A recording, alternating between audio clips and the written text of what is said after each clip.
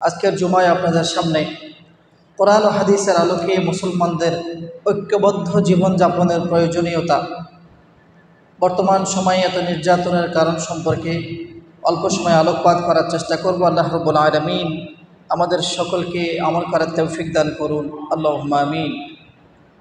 সম্মানিত উপস্থিতি, এই মহাবিশ্বের মধ্যে যত মানুষ শেষ নবীর উম্মত হয়ে দুনিয়াতে আসবে, সকল মানুষই একটি জাতির, একটি উম্মতের, একটি গোষ্ঠীর অংশ। আমরা পৃথিবীতে দেখতে পাই অমুক দেশের নাগরিক, অমুক দেশের নাগরিক, ইউরোপিয়ান নাগরিক, আমেরিকান নাগরিক, বিভিন্ন দেশের নাগরিক আমরা দেখতে পাই। আবার এক একটি দেশে নানান আঞ্চলিক গোত্র, আঞ্চলিক দল থাকে। কিন্তু আল্লাহ তাআলা রব্বুল আলামিন কোরআনে হাকিমের মধ্যে জানালেন, যারাই দুই জিনিসের উপরে বিশ্বাস স্থাপন করে, লা ইলাহা ইল্লাল্লাহ মুহাম্মাদুর রাসূলুল্লাহ, আল্লাহর একাত্মবাদে যারা বিশ্বাস করে, আল্লাহ নবীর নবুয়তের উপরে, রাসালাতের উপরে যাদের বিশ্বাস আছে, এই ধরনের পৃথিবীর সকল মানুষ হলো একটি জাতি, একটি গোষ্ঠী। আল্লাহ তাআলা রব্বুল আলামিন কোরআন হাকিমে বলেছেন, ইন্না হাযিহি উম্মাতুকুম উম্মাতান ওয়াহিদা ওয়া আনা রাব্বুকুম ফা'বুদুন। এই উম্মত, এই শেষ নবীর সকল উম্মত হলো একটি জাতি, উম্মাতান ওয়াহিদা ওয়া আনা রাব্বুকুম ফা'বুদুন, এবং এই সকল জাতি, এই জাতির সকল অংশের রব হলাম আমি একজন। তোমরা আমাকে ইবাদত করো, আমার উপাসনা করো। প্রিয় উপস্থিতি, কোরআন হাকিমের মধ্যে আল্লাহ তাআলা রব্বুল আলামিন মুসলমানদের ঐক্যবদ্ধ জীবনযাপনের ব্যাপারে আলো বলেন, ওয়া'তাসিমু বিহাবিলিল্লাহি জামিআন ওয়া লা তাফাররাকু ওয়াযকুরু নি'মাতাল্লাহি আলাইকুম إذ كنتم أعداء فألف بين قلوبكم।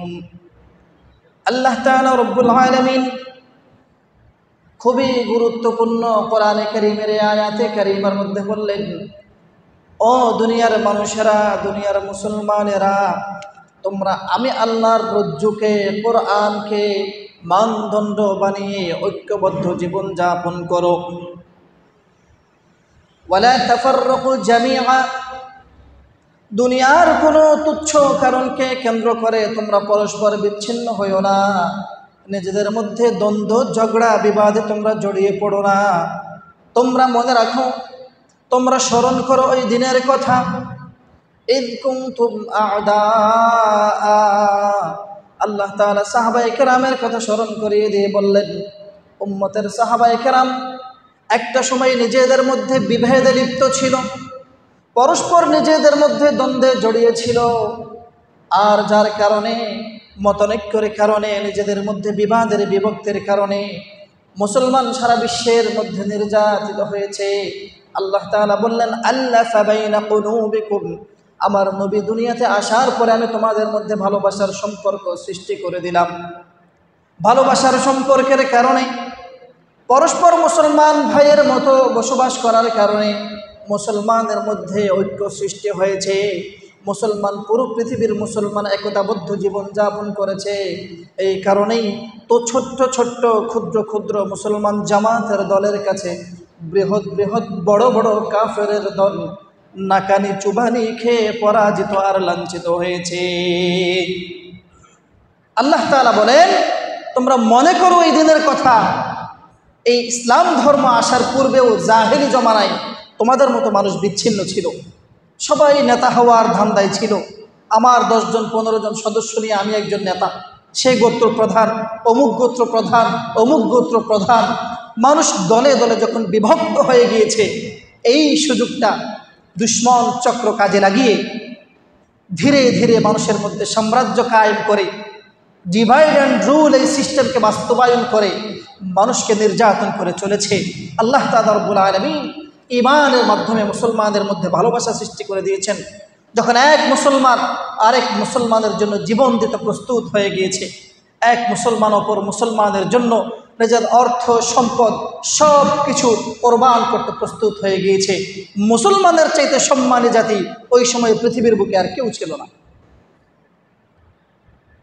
সম্মানিত উপস্থিতি, আমরা যদি একটু ইসলাম পূর্ব সময়ের কথা ভেবে দেখি, আমরা দেখতে পাই জাহিলি সমাজের মধ্যে এমন এক সমাজ ব্যবস্থা তখন ছিল যে সমাজে শক্তিশালী ক্ষমতাবান মানেই সে দুর্বলকে নির্যাতন করবে। কারো একটু ক্ষমতা হলেই সে দুর্বলকে নির্যাতন করত। জুলুম, অসদাচরণ, হত্যা, লুণ্ঠন একটার চাইতে আরেকটার পরিমাণ যোজন বেশি ছিল। এমন এক সমাজ ব্যবস্থা যখন ছিল, সম্মানী ব্যক্তি যদি চুরি করত সে মুক্ত হয়ে যেত, তার কোনো শাস্তি ছিল না। কিন্তু সমাজের দুর্বল শ্রেণী, অসহায় মানুষ যদি কখনো ক্ষুধার তাড়নায় চুরি করত, তাদেরকে কঠোর শাস্তি দেওয়া হতো, তাদের উপর নির্যাতন চালাতে হতো। এমন এক সময় তখন ছিল, জুলুম, নির্যাতন, অত্যাচার করে অত্যাচারী ব্যক্তি আবার বুক ফুলিয়ে উল্লাস করত, আমি অমুককে ধ্বংস করে দিয়েছি। এটা কোনো অপরাধের মধ্যে তখন পড়তো না। নিজের রক্তের সম্পর্কের সাথে জুলুম করা হতো, বাহিরের মানুষদের সাথে জুলুম করা হতো, মানুষের সম্মানের উপর আঘাত করা হতো, মানুষের সম্পদ লুণ্ঠন করা হতো এবং বুক ফুলিয়ে উল্লাস করে বলা হতো আমি অমুককে নস্যাৎ করে দিয়েছি। কোনো বিচার সেই সমাজ ব্যবস্থায় ছিল না। সম্মানিত উপস্থিতি, যে নারীর অধিকারের কথা আজকে বলা হয়, জাহিলি জমানায় এই সম্মানিতা নারীদেরকে মনে করা হতো অভিশাপ। কোনো মেয়ে যদি কন্যা সন্তান হয়ে দুনিয়াতে জীবনযাপন করত, কোনোভাবে জন্মলাভ করত, তাকে অভিশাপ মনে করে জীবিত নারীকে, জীবিত কন্যা সন্তানকে মাটির মধ্যে দাফন করে দেয়া হতো। নারীর সম্মান মর্যাদা না ছিল ঘরে, না ছিল বাহিরে। তবে দুই জায়গায় শুধুমাত্র নারীর সম্মান ছিল। এক জায়গা হলো হাট বাজার, যেখানে পণ্য হিসেবে নারী বিক্রি করা হতো। আজকেও আমরা দেখতে পাই যত রকম বিজ্ঞাপনের বোর্ড আপনারা দেখতে পাবেন, যত রকম অ্যাডভার্টাইজ টিভিতে আপনারা দেখতে পাবেন, বিজ্ঞাপন দেখতে পাবেন, যত রকম শহরের মধ্যে বিলবোর্ড টানিয়ে দেওয়া হয়েছে, সব জায়গায় নারীর রূপ, নারীর সৌন্দর্য দিয়ে ব্যবসা করা হচ্ছে।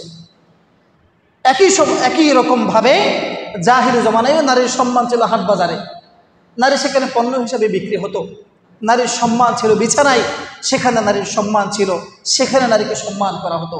এছাড়া দুনিয়ার কোনো সম্মানী জায়গায়, দুনিয়ার কোনো গুরুত্বপূর্ণ স্থানে নারীর কোনো অধিকার, নারীর কোনো সম্মান, নারীর কোনো মর্যাদা সেই সমাজ বাকি রাখেনি। কিন্তু ইসলাম এসেছে আল্লাহ নবী সাল্লাল্লাহু আলাইহি ওয়াসাল্লামের মাধ্যমে, কোরআন এবং সুন্নাহর মাধ্যমে। আল্লাহ তাআলা রব্বুল আলামিন এমন এক ইনসাফপূর্ণ সমাজ আমাদেরকে দিয়েছেন, এমন এক ইনসাফপূর্ণ সমাজ আমাদেরকে উপহার দিয়েছেন। আপনারা যদি দেখেন, রাসূল সাল্লাল্লাহু আলাইহি ওয়াসাল্লাম দুনিয়াতে আসার পরে মানুষকে বহু খোদার উপাসনা থেকে বিরত রেখে, কোনো মানুষ 365 খোদার উপাসনা করত। প্রতিদিন নতুন নতুন খোদা আবির্ভাব হতো। রবিবারের জন্য এক খোদা, শনিবারের জন্য এক খোদা, শুক্রবারের জন্য এক খোদা। মানুষ 365 দিন 365 রকম প্রভুর কাছে উপাসনা করত। আল্লাহ নবী দুনিয়াতে এসেছেন মানুষকে বহু খোদার উপাসনা থেকে বিরত রেখে এক আল্লাহর উপাসনার দিকে, ইবাদতের দিকে দাওয়াত দিয়েছেন। জুলুম থেকে বিরত রেখে ইনসাফের দিকে দাওয়াত দিয়েছেন। অন্ধকার থেকে ফিরিয়ে এনে আলোর দিকে দাওয়াত দিয়েছেন। সংকীর্ণতা থেকে বিরত রেখে প্রশস্ত আখিরাতের দিকে দাওয়াত দিয়েছেন। এবং আমরা দেখতে পেয়েছি এই ঈমান, এই কোরআন এবং সুন্নাহর মাধ্যমে এমন এক শান্তিময় পৃথিবী তখন প্রতিষ্ঠিত হয়েছে, দুনিয়ার এক প্রান্ত থেকে আরেক প্রান্ত পর্যন্ত কোনো অভিভাবক ছাড়া, কোনো সেফটি ছাড়া, কোনো দারোয়ান ছাড়া, কোনো বাহিনী ছাড়া একজন যুবতী সুন্দরী নারী অনায়াসে রাতের অন্ধকারে সফর করেছেন। প্রতিমধ্যে এক আল্লাহ ছাড়া আর কাউকে তার ভয় করতে হয় না। আমরা দেখতে পাই আজকের এই উন্নত আধুনিক সময়ে দিনে দুপুরে নারী ধর্ষণ হচ্ছে। নারীরা নিজের ইজ্জত সম্ভ্রম নিয়ে নির্ভয়ে মানুষের সামনে হাঁটাচলা করতে পারে না, বের হতে পারে না। কিন্তু আমরা উন্নত হয়েছি। সম্মানিত উপস্থিতি, বর্তমান পৃথিবীতে আল্লাহ তাআলা রব্বুল আলামিন কোরআন হাকিমের মধ্যে বহু আগে জানিয়ে দিয়েছেন, وَأَطِيعُوا اللَّهَ وَرَسُولَهُ وَلَا تَنَازَعُوا فَتَفْشَلُوا وَتَذْهَبَ رِيحُكُمْ وَاصْبِرُوا إِنَّ اللَّهَ مَعَ الصَّابِرِينَ। আল্লাহ তাআলা রব্বুল আলামিন বলেন, তোমাদের জন্য আমি সমাধান রেখেছি দুই জিনিসের মধ্যে। তোমরা কোরআন ও হাদিস যতদিন পর্যন্ত আঁকড়ে ধরবা, এক নম্বর হলো আতিউল্লাহ, তোমরা আল্লাহর অনুসরণ করো। ওয়া রাসূলহু, আমি যে নবী দুনিয়াতে পাঠিয়েছি তার পরিপূর্ণ আনুগত্য করো। ওয়ালা তানাজাউ, নিজেদের মধ্যে ঝগড়া বিবাদ বিভক্তি সৃষ্টি করো না। যদি নিজেদের মধ্যে তোমরা বিবাদে লিপ্ত হয়ে যাও, দলে দলে বিভক্ত হয়ে যাও, ফাতাফশালু, তোমাদের থেকে ধীরে ধীরে সৎসাহস আমি আল্লাহ তাআলা উঠিয়ে নিব। ওয়া তাযহাবা রিহুকুম, এবং প্রবল বায়ু অর্থাৎ তোমাদের যে শক্তি সামর্থ্য রয়েছে তোমাদের সাহসও আমি উঠিয়ে দিব, এবং তোমরা ধীরে ধীরে দুর্বল হয়ে পড়তে থাকবা। আর যখন তোমরা দুর্বল হয়ে যাবে শক্তির দিক দিয়ে মানসিক দিক দিয়ে, তখন দুশ্মন চক্র তোমাদেরকে নির্যাতন করতে করতে দুনিয়ার বুকে সবচাইতে লাঞ্ছিত জাতিতে রূপান্তরিত করে দিবে। আল্লাহ তাআলা রব্বুল আলামিন বলেন, আতিউল্লাহ, আমি যেটা বলেছি তার অনুসরণ করো, ওয়া রাসূলাহু, আমার নবী যে হাদিস সুন্নাহ নিয়ে গিয়েছেন সেটাকে আঁকড়ে ধরো। এর বাহিরে গিয়ে ওয়ালা তানাজাউ, যদি তোমরা নিজেদের মধ্যে ঝগড়া বিবাদে লিপ্ত হও, এক নম্বর সমস্যা দেখা দিবে, তোমাদের সাহস চলে যাবে। ঝগড়া করতে করতে তোমাদের সাহস চলে যাবে। এবং ফাতাফশালু ওয়া তাযহাবা রিহুকুম ওয়াসবিরু, যেই শক্তি সামর্থ্যের কারণে তোমরা উন্নত জাতি ছিলে, তোমরা সম্মানিত জাতি ছিলে, সেই শক্তি সামর্থ্য তোমাদের থেকে চলে যাবে। কারণ যখন 100 জন মানুষ থাকে তখন তাদের মধ্যে যেই শক্তি, যে উদ্দীপনা উৎসাহ থাকে, এরা বিভক্ত হতে হতে যখন 10 দলে বিভক্ত হয়ে যায়, এক দলে যখন 10 জন থাকে, নিজেদের কামড়া কামড়ে নিয়ন্ত্রণ করাই তো কঠিন। দুশ্মনকে ইহুদি খ্রিস্টানদের চক্রান্ত নস্যাৎ করা, প্রতিহত করা পরের কথা। এই যে 100 জনে মিলে 10 দলে রূপান্তরিত হলো, 10 দলের 10 জন চেয়ারম্যান, এই চেয়ারম্যানের কামড়া কামড়ে নিয়ন্ত্রণ করাই তো মুশকিল। এবার আমার বিরুদ্ধে কে চক্রান্ত করে, মুসলিম জাতি হিসাবে এই জাতীয়তার বিরুদ্ধে কারা চক্রান্ত করে, সেই চক্রান্তের বিরুদ্ধে আমাদেরকে প্রশিক্ষণ থাকা দরকার, সেটা তো পরের কথা। সম্মানিত উপস্থিতি, আল্লাহর নবী সাল্লাল্লাহু আলাইহি ওয়াসাল্লাম হাদিস শরীফের মধ্যে বলেছেন, ইন্নাল্লাহা ইয়ারদা লাকুম সালাসা, আন তা'বুদুহু ওয়া লা তুশরিকু বিহি শাইআ, ওয়া আন তা'তাসিমু বিহাবলিল্লাহি জামিআন ওয়া লা তাফাররাকু। নবী সাল্লাল্লাহু আলাইহি ওয়াসাল্লাম বলেন, মানুষের 3টি কাজের উপরে, মানুষের 3টি আমলের উপরে আল্লাহ তাআলা রব্বুল আলামিন সন্তুষ্ট হয়ে যান। 3টি আমল যদি মানুষ করতে পারে, আল্লাহ তাআলা রব্বুল আলামিন ফেরেশতাদের মজলিসে মানুষের উপরে সন্তুষ্ট হওয়ার ঘোষণা শুনিয়ে দেন। 1 নাম্বার, আনতা বুদুহু, মানুষ যদি দুনিয়ার বুকে সকল মানুষের পূজা করা থেকে, অন্য সাম্রাজ্যশালী ক্ষমতাবান মানুষের পূজা করা থেকে বিরত থাকে এবং আল্লাহ তাআলা রব্বুল আলামিনের ইবাদতের মধ্যে নিজেকে নিয়োজিত রাখে। আর 2 নম্বর হলো ওয়ালা তুশরিকু বিহি শাইআ, কোনো কথায়, কোনো কাজে, কোনো বিশ্বাসে আল্লাহ তাআলা রব্বুল আলামিনের সাথে কাউকে শরীক করে না, অংশীদার করে না। আর 3 নম্বর হলো ওয়া আনতা তাসিমু বিহাবলিল্লাহি জামিআ, আল্লাহর রজ্জু তথা কোরআনকে আঁকড়ে ধরে ঐক্যবদ্ধ থাকে। দুনিয়ার কোনো তুচ্ছ কারণকে কেন্দ্র করে, লোভ লালসার কারণে নিজেরা নিজেদের মধ্যে বিভক্তি সৃষ্টি না করে, এই 3টা কাজ যদি কোনো মানুষ করে, আল্লাহ তাআলা রব্বুল আলামিন তাদের জন্য সন্তুষ্টির ঘোষণা শুনিয়ে দেন। মানুষ যদি 1 নম্বরে ইবাদত করার সময় শুধু আল্লাহরই ইবাদত করে, কথায় কাজে এবং চিন্তার দিক দিয়ে আল্লাহর সাথে কাউকে শরীক না করে, এবং আল্লাহর রজ্জু তথা কোরআনকে আঁকড়ে ধরে, মুসলমান সকল জাতি ঐক্যবদ্ধ থাকে, এই 3 কাজের বিনিময়ে আল্লাহ তাআলা রব্বুল আলামিন ফেরেশতাদের মজলিসে ওই মানুষগুলোর উপরে সন্তুষ্ট হওয়ার ঘোষণা শুনিয়ে দেন।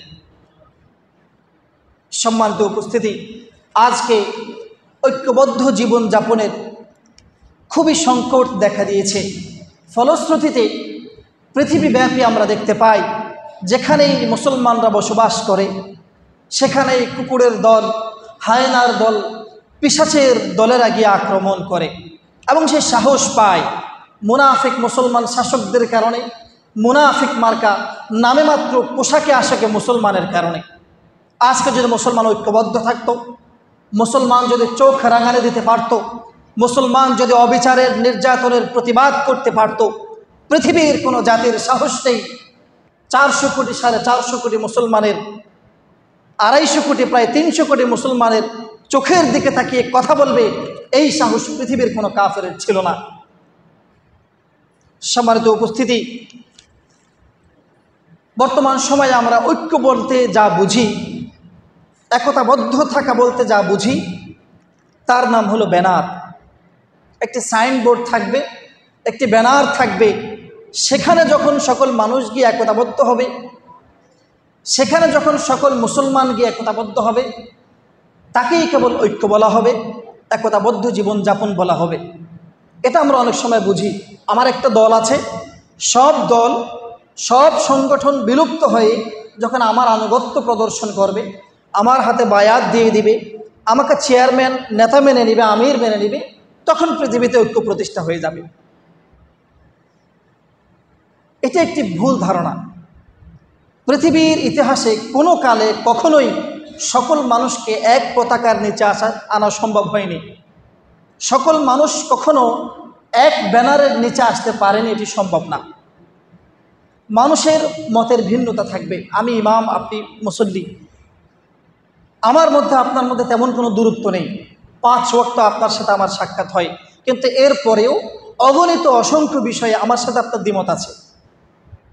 আপনি আরও কাছে যান, যেই স্ত্রীর সাথে আপনার রাত কাটে, দিন কাটে, একই প্লেটে খাবার খান, আপনি একটু হিসাব কষলে দেখতে পাবেন তার সাথে বহু বিষয়ে, অগণিত বিষয়ে আপনার মতের অমিল আছে।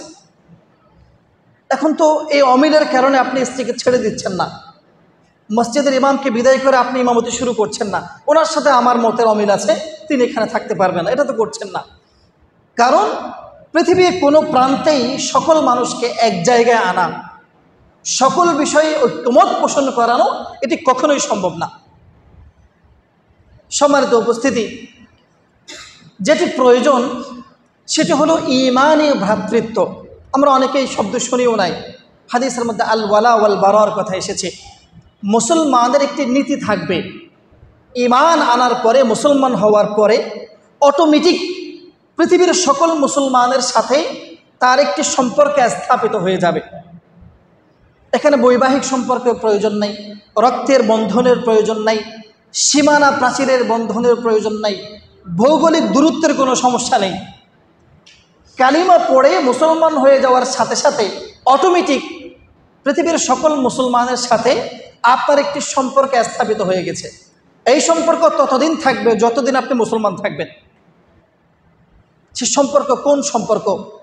আল্লাহ তাআলা রব্বুল আলামিন কোরআনে হাকিমের মধ্যে বলেছেন, ইন্নামাল মুমিনুনা ইখওয়াতুন ফাআসলিহু বাইনা আখাওয়াইকুম ওয়াত্তাকুল্লাহা লাআল্লাকুম তুরহামুন।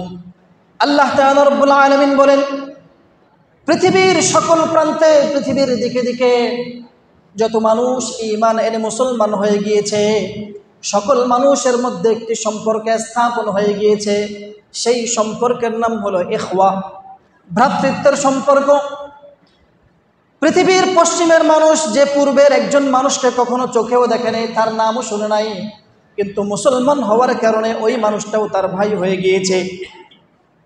হতে পারে তার গায়ের রং আলাদা, হতে পারে তার বডি ফিটনেস আলাদা, হতে পারে তার সংস্কৃতি আলাদা, হতে পারে তার ভাষা বৈচিত্র্য আলাদা, কিন্তু মুসলমান হওয়ার কারণে যে মুসলমানকে আপনি কখনো 2 চোখে দেখেন নাই, দেখার সম্ভাবনাও নাই, যার আপনি শুনেন নাই, যার নাম আপনি শুনেন নাই, কোশ্চেনকালে শোনার সম্ভাবনাও নেই, কিন্তু সে মুসলমান।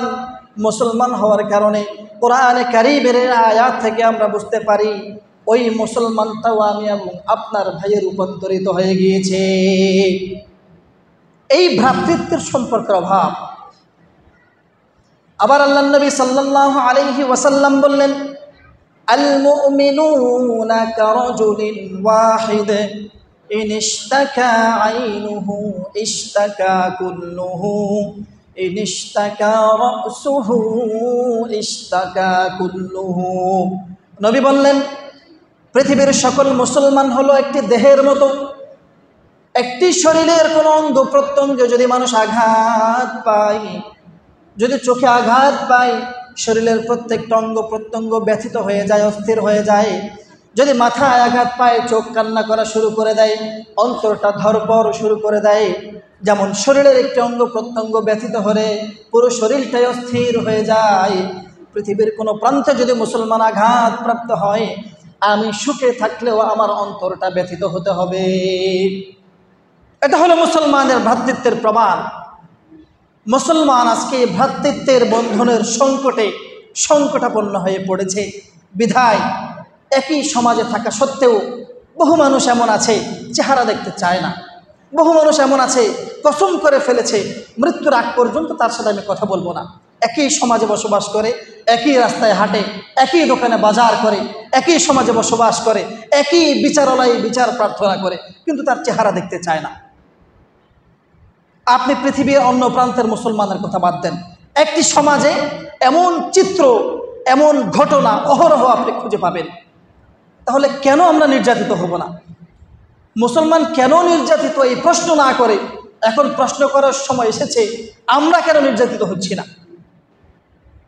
সম্মানিত উপস্থিতি, আজকে মানুষ সমালোচনা করতে করতে, বিভক্ত হতে গিয়ে, বিভেদ সৃষ্টি করতে করতে এমন পর্যায়ে চলে গিয়েছে, যার যাকে অপছন্দ, যার অন্যের একটি মত তার পছন্দ নয়, এটাকে কেন্দ্র করে সমালোচনা করতে করতে যত রকম সীমা থাকতে পারে, সমালোচনার ভদ্রতা তো অনেক আগেই নিঃশেষ হয়ে গিয়েছে, গালি দিতে দিতে যত রকম সীমা থাকতে পারে সব সীমা মানুষ অতিক্রম করে ফেলে। আমি কাকে নিয়ে সমালোচনা করছি, এটা আমার জন্য আদৌ উচিত কিনা, আমি কোনোভাবে তার সমতুল্য কিনা, এই মানদণ্ড, এই বিচার বিশ্লেষণের চিন্তা পর্যন্ত মানুষ হারিয়ে ফেলেছে। আরও দুঃখের বিষয়, একজন যে ব্যক্তি নামাজ পড়ে তিনি তো নামাজি, কিন্তু যে আল্লাহর বান্দা এক জুমার নামাজ ছাড়া কখনো মসজিদের ধারে কাছেও আসে না, বেনামাজি, আপনি যদি খুঁজেন তাহলে দেখতে পাবেন এই বেনামাজি যারা নামাজ পড়ে না, রোজা রাখে না, এই মানুষগুলোর মধ্যে তেমন কোনো অনৈক্য নেই, তারা ভালো আছে। নামাজি মুসলমান, দিনদার মুসলমানদের কামড়া কামড়ে দেখলে তারা হয়তো বলে আমরা নামাজ পড়ি না, সেটাই ভালো আছে। মসজিদে গেলে না যত সমস্যা, হুজুর এটা বললো কেন, ওইটা করলো কেন, নামাজের টাইমে এমন কেন, তেমন কেন, দেরি হইলো কেন, আগে হইলো না কেন, সে আমার পাশে দাঁড়াইলো কেন, ফ্যান ওইটা চললো না কেন, যত আপত্তি নামাজি ব্যক্তির মধ্যে। আমি নামাজ পড়ি না, দিন বুঝি না, কোনটা জায়েজ কোনটা না জায়েজ বুঝি না, আমি ভালো আছি। ভালো মানুষদের অবস্থা দেখে, এটা তো আপনাদের কথা বললাম, আমার মতো যারা আলেম আছে, চিন্তা করেন একজন সাধারণ মানুষ যে কখনো নামাজ পড়ে না, রোজা রাখে না, জায়েজ হালাল হারাম কিচ্ছু বুঝে না, এই মানুষ আলেমদের কাছে আসে কখন, আলেমদের শরণাপন্ন হয় কখন, যখন বউ তালাক হয়ে যায়, যখন কারোর সাথে কোনো বিশাল দ্বন্দ্ব সৃষ্টি হয়েছে, সমাজবাসী বলছে তোমার বউ তালাক হয়ে গেছে, এখন হুজুর খুঁজে কেমনে এটারে বৈধ বানানো যায়। এখন একটা ফতোয়া দরকার, একটা মাসালা দরকার, হুজুর না আসলে এই সমস্যার সমাধান দুনিয়ার কোনো মানুষ করতে পারবে না। অথবা তার ঘরে ছেলে হয়েছে, অথবা মেয়েকে বিয়ে দেওয়া দরকার, এই মানুষগুলো হুজুরদের শরণাপন্ন হয় এই সমস্ত সামাজিক কাজে, সামাজিক সমস্যায়। এখন অনলাইন জগৎটা খুবই সহজ হওয়ার কারণে মানুষ আর হুজুরদের কাছে না গিয়ে আগে ইউটিউবে ঢুকে, ফেসবুকে ঢুকে, এত তালাক দিলে বউ তালাক হবে কিনা, মেয়ের আকিকা কেমনে করতে হয়, এই কথা বললে এই সমস্যা হবে কিনা, সব সমস্যা ফেসবুক ইউটিউবে। এখন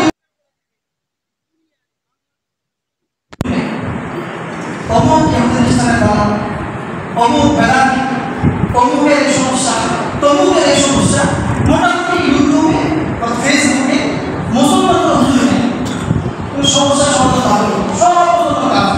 অমুকে ভাই এক নামাজ ছাড়লে মানুষ কাজ হয়ে যাবে, অমুক বলতেছে এক কথা বলে মানুষ কাজ হয়ে যাবে। হিসাব করলে দশ হিসাব কিনে বাংলাদেশে তো মুসলমান নেই, সমস্যার সমাধান কার থেকে বুঝবে, কার সমস্যা নিয়ে সমাধান কেউ বুঝবে। এজন্য পরিস্থিতি এমন পর্যায়ে গিয়েছে, মানুষ নিজেদের মাছ বিচার বিশ্লেষণের ক্ষমতা এভাবে হারিয়ে ফেলেছে, মানুষ তার ইমানি পরিচয়, ইমানি পরিপূর্ণভাবে ভুলে গিয়েছে। আমি একজন মুসলমান, আমি থেকে গালি দিচ্ছি, আমি যার ব্যাপারে খারাপ মন্তব্য করছি, সেও একজন মুসলমান, এটা আমার জন্য অনুচিত। আমি যাকে সমালোচনা করছি তার সঙ্গে থাকলে তিনি একজন আলেমী, তাকে প্রকাশ্যে কথা বলার অধিকার আমার নেই, এটা আমার ইমান আমাকে নিষেধ করে। এই কথাগুলো, এই ভ্রাতৃত্বের বন্ধনের কথা মানুষ ভুলে গেছে। কোনো সমস্যা নেই এখানে। সমাজের উপস্থিতি আজকে পৃথিবীর দিকে যদি আপনারা তাকিয়ে দেখেন, ওসমান রাদিয়াল্লাহু তাআলা আনহু সহ নবী সাল্লাল্লাহু আলাইহি ওয়াসাল্লাম একটা মুসলমানকে নিয়ে ষষ্ঠ হিজরিতে ঠিক মক্কা বিজয়ের 4 বছর আগে মদিনা থেকে মক্কায় হজ করার জন্য রওনা দিয়েছেন। পথিমধ্যে হুনাইন নামক জায়গায় যাওয়ার পরে আল্লাহ নবী সাল্লাল্লাহু আলাইহি ওয়াসাল্লাম কাফিরদের কর্তৃক বাধার সম্মুখীন হন। কাফিররা বলেন, না, তোমাদেরকে আমরা বলবৎভাবে মক্কায় ঢুকতে দিব না। ঠিক আছে, যেহেতু কথা বলার প্রয়োজন, উভয় পক্ষের মধ্যে একটা আলাপ আলোচনা হওয়া দরকার। নবী সাল্লাল্লাহু আলাইহি ওয়াসাল্লাম ওসমান কিন্তু খুবই নম্র, ভদ্র এবং ধৈর্যশীল মানুষ ছিলেন। ওসমানকে মুসলমানরা সম্মান করত, কাফেররাও সম্মান করত। বিধায় এগুলো চিন্তা করলেন, দূত হিসাবে কাফেরদের কাছে এমন একজন মানুষকে পাঠানো দরকার যাকে কাফেররা সম্মান করে, অন্যথায় আঘাত করে বসতে পারে। নবী সাল্লাল্লাহু আলাইহি ওয়াসাল্লাম পরামর্শ করে কাফেরদের সাথে কথা বলার জন্য, মুশরিকদের সাথে সমস্যা নিয়ে আলোচনা করার জন্য ওসমানকে পাঠালেন। এবার কাফেররা যেহেতু বর্তমান সময়ে কাফেররা তথ্য সন্ত্রাস করে, মিডিয়ায় আপনারা যতটুকু খবর শুনেন তার হয়তো কখনো 10 ভাগের 9%, 8%, 4% কথাই মিথ্যা কথা। একটু খুঁজতে দেখতে পাবেন বহু রিমাল এখানে ছড়ানো হয়, বহু গুজব ক্যান্সার করে ভালো মানুষরা ছড়ায়। তো যাই হোক, তো কাফেররা একটি গুজব ছড়িয়ে দিল যে ওসমানকে কাফেররা শহীদ করে দিয়েছে, মেরে ফেলেছে। নবী সাল্লাল্লাহু আলাইহি ওয়াসাল্লাম রাগ সংবরণ করতে পারলেন না যে আমরা তাদের কথা বলে এখানে আটকে গেলাম, আমরা গেলাম না, কিন্তু সমস্যার সমাধানের জন্য দুধ পাঠালাম। দুধকে হত্যা করা পৃথিবীর কোনো আইনি ভুল করে, তাহলে আমাদের দুধ কিভাবে হত্যা করলো? নবী সাল্লাল্লাহু আলাইহি ওয়াসাল্লাম কোরআনে কারীমে আল্লাহ তাআলা রাব্বুল আলামিন যে আয়াতে কথা বলেছেন, সাহাবায়ে কেরাম 1400 সাহাবায়ে কেরামকে কাছে নিয়ে রাখেন। নবী নিজের ডান হাতটা বাড়িয়ে দিয়েছেন, ও আমার সাহাবায়ে কেরাম, আমার সাহাবায়ে নির্বিচারে যে কাফের হত্যা করেছে, যদি এই খবর সত্য হয়ে থাকে তবে আল্লাহর কসম করে তোমাদের কাছে বায়াত চাই, তোমাদের ওয়াদা চাই, তোমাদের অঙ্গীকার চাই, যতক্ষণ পর্যন্ত আমার সাহাবী ওসমানের হত্যার প্রতিশোধ নিতে না পারবো, কাফেরদেরকে জমিন থেকে নিঃশেষ করে দিতে না পারবো, ততক্ষণ পর্যন্ত যুদ্ধ থেকে কিছু হবে না। সাহাবায়ে কেরাম 1400 সাহাবায়ে কেরাম আল্লাহ নবীর হাতের হাত থেকে বায়াত করেছেন। প্রকাশ্যে বায়াত সর্বপ্রথম ইতিহাসে যে দিন সংগঠিত হয়েছে, সকল হাত জড়িত করার পর আল্লাহ নবী বলেন, আজকে যদি এখানে ওসমান থাকতো তাহলে সবার আগে আমার হাতে ওসমান হাত রাখতো, এজন্য ওসমানের হয়ে আমার নামটা আমি তোমাদের বলে দিলাম। নবীজি সকল সাহাবায়ে কেরামকে শপথ করেছিলেন, যতক্ষণ পর্যন্ত একজন মুমিনের রক্তের প্রতিশোধ নিতে না পারবো, ততক্ষণ পর্যন্ত জিহাদের ময়দান ছেড়ে যেতে সম্ভব না। কাফেররা ভয় পেয়ে গেছে, ক্ষমা চাওয়া শুরু করেছে, সশস্ত্র ওসমানকে ফিরিয়ে দিয়েছে। কেন? মুসলমান ঐক্যবদ্ধ ছিল। মুসলমান একজনের রক্তের প্রতিশোধ নেওয়ার জন্য সকলে নিজের জান কোরবান করার জন্য প্রস্তুত ছিল। আজও যদি পৃথিবীর মুসলমান ঘোষণা দেয় এক ফিলিস্তিনের মানুষদেরকে বাঁচানোর জন্য, আমরা সবাই রক্ত দিতে প্রস্তুত। এক মিয়ানমারের মুসলমানদের বাঁচানোর জন্য আমরা সবাই রক্ত দিতে প্রস্তুত। বাংলাদেশের কোথাও কোনো মুসলমান আক্রান্ত হলে আমরা সবাই রক্ত দিতে প্রস্তুত। আল্লাহর কসম করে বলতে পারি, পৃথিবীর কোথাও আর কখনো মুসলমান নির্যাতিত হবে না। কেন নির্যাতিত হচ্ছে? আমাদের মধ্যেই যত সমস্যা, আমরা এই বিভক্তির দেওয়াল দাঁড় করিয়ে দিয়েছি। আমরা একটি সমাজের মধ্যে 1000 মানুষ এক চিন্তায় বসবাস করতে পারি না, এক নেতৃত্ব মেনে নিতে পারি না। সেখানে কিভাবে সকল মুসলমান, পৃথিবীর 260 মুসলমান একরকম হয়ে বসবাস করে? অসম্ভব। এই সুযোগটাই বিভক্ত করা এবং শাসন করো ব্রিটিশরা, তাকারীরা, মঙ্গোলীয়রা যে নীতি আমাদের মাথায় ঢুকিয়ে দিয়েছে, আপনার ইতিহাস ঘটে দেখতে পাবেন। আসলে 15 আপনি মাঝে মাঝে আলোচনা শেষ করতে বলা হয়, 15 হলে সবার প্রোগ্রাম চলে যায়। আচ্ছা, আমি কি করবো? সবাই এসে একটা করে আমি একটা আলোচনা পুরো সপ্তাহ কষ্ট করে একটা আলোচনা আপনাদের করে রেডি করি, তখন আলোচনার মাঝখানে আমি কোন বিবেকের সাথে পালন করি?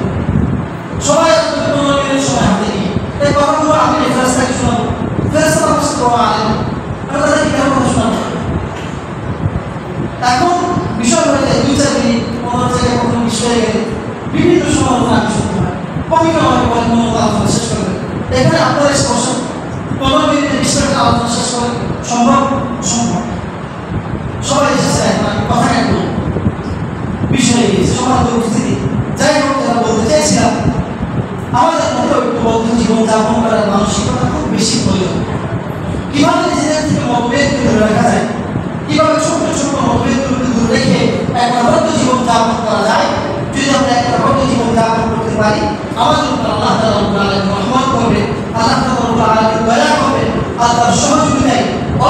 সংখ্যক মুসলমান হলেও বিরল শক্তিধারী ইসরায়েল এবং আমেরিকার মতো কাছাদেরকে আল্লাহ রাব্বুল আলামিন নস্বাত করে দেবেন।